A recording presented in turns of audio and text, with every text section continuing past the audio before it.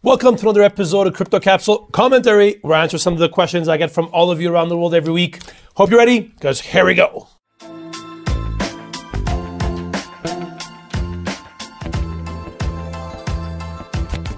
This episode is brought to you by Q9 Capital, a platform I personally use.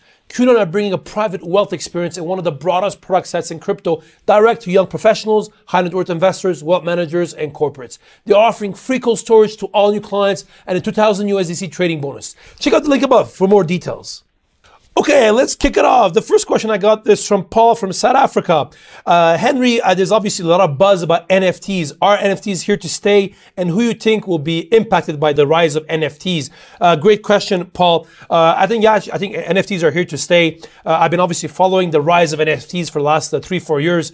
I didn't expect them to have such a buzz in the last couple of weeks as we've seen. I mean, to put things in perspective, trading volumes of NFTs were less than $10 million at the start of the year.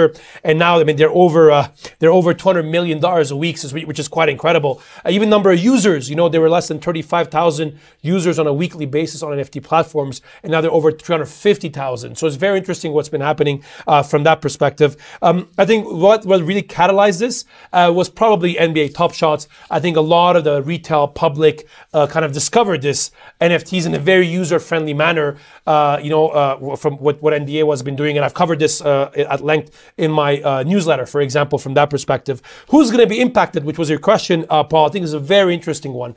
I think some of the people who benefit from this on a short term will be a lot of artists, a lot of content creators. For example, we saw artists like Beeple and others sell their paintings now, their NFTs that they've been making. I think what's going to be interesting, a lot of these NFT platforms right now, an artist has the ability to sell his or her digital piece of art directly to buyers. And not only that, also there's a lot of the benefits. For example, when that painting is, the digital art NFT is resold, you're able to get a piece of that, the transaction as well. So I think it's very, very interesting what's happening. I'm very excited, I think, for artists, for content creators. The one area I'm watching is what's going to happen with the traditional intermediaries in, let's say, the art world, galleries. These like auction houses, Christie's, Sotheby's, and the likes. Obviously, Christie's was well involved in the last one with Beeple, but a lot of this market was very kind of opaque before. You needed your broker, you needed your gallery. The artist would never sell to you without the gallery had exclusivity. So I think it's going to be very interesting to see what happens and if some kind of disintermediation happens in the same way crypto did it in the banking sector, if the same thing happens in the art world, for example. And by the way, NFTs have a lot of other use cases, but I think this art one, digital art, is a very good one to watch. So thank you for your question, Paul. Second question is from Lucy from London. Henri, I saw Morgan Stanley is offering crypto funds to their clients. Do you think other private banks will follow shortly? This is a question I've been getting a lot as well in the last couple of weeks. Actually, one of my predictions in December was that 2021 we'll see a number of private banks get into the space. Morgan Stanley obviously came in big splash a couple of weeks ago with a research piece saying that it recommends if people put 2.5% of their portfolio in a typical 60-40 portfolio, it may improve returns on both absolute and risk-adjusted basis. And now they're offering 3 different funds to their client.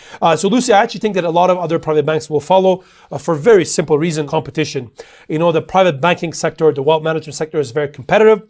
It's pretty good fees in there as well. So if a client goes to their banker and says, hey, why aren't you able to offer me exposure to this asset class while the other private bank can? That catalyzes a lot of conversations within the bank.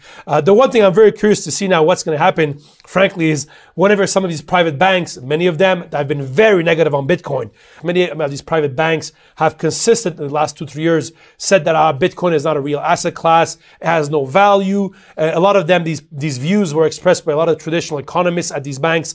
It's going to be very interesting to see if the in-house position is going to change now that they have a product to sell to clients. So definitely an area that I'm watching very closely. And also the other reality as well, frankly, is that right now, for any private bank who wants to offer crypto funds to their clients, there's increasingly funds that are available that they can put on their platforms. There's also a lot of service providers like custodians, fund administrators, and the like that are able to kind of tailor that asset class, which was not the case even a year ago.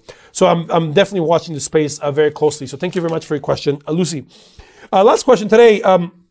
Henri, I watched a recent speech from US Fed Chair Powell where he compares Bitcoin more to digital gold rather than actually traditional the US dollar. Do you agree with this perspective? Ron, so this is a question, obviously, I've been talking about this for some time, and I think you're spot on.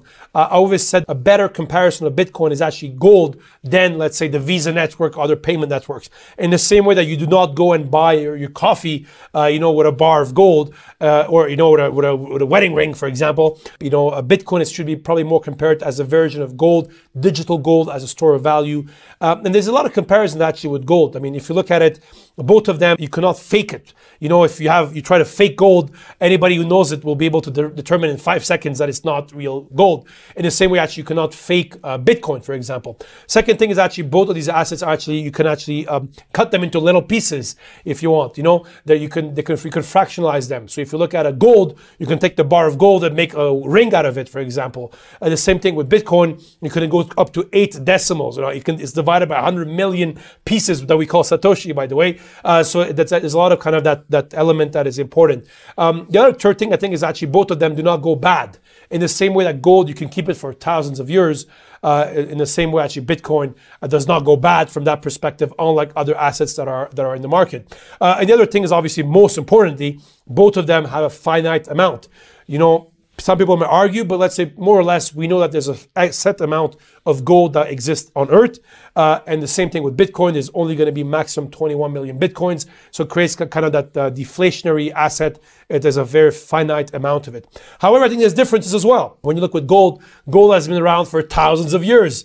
That's the reason many parts of the world, that's kind of how people have stored their wealth or they store their value, whereas Bitcoin is only 12 years old, But I think the other thing is also gold, you can use it in many everyday items, from technological pieces to actually jewelry, whereas obviously it's tough, you cannot wear Bitcoin right now. That being said, Bitcoin has a lot of advantages as well. For example, I'm able to send in a couple of seconds Bitcoin from one part of the world to the other part, which is something that is very, very difficult, obviously, with gold. And also, obviously, gold is a bit like, it's not very easy, not only to store, but to actually transport, which is obviously way, way, way easier when it comes to Bitcoin. I think what's going to be interesting to see is actually as the Bitcoin ecosystem grows. Now, Bitcoin has a market cap of $1 trillion. That again is a fraction of the total market cap of gold, for example. If it becomes a true hedge against inflation, as it kind of a bit similar to gold. So that's definitely one thing that I'm watching right now. But there's no doubt in my mind that actually the comparisons we make of Bitcoin should be that of gold, not of other payment systems of dollars and so on and so forth.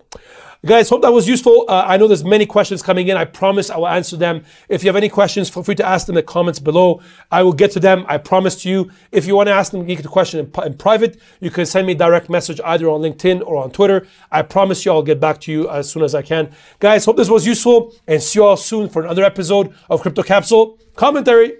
See you soon.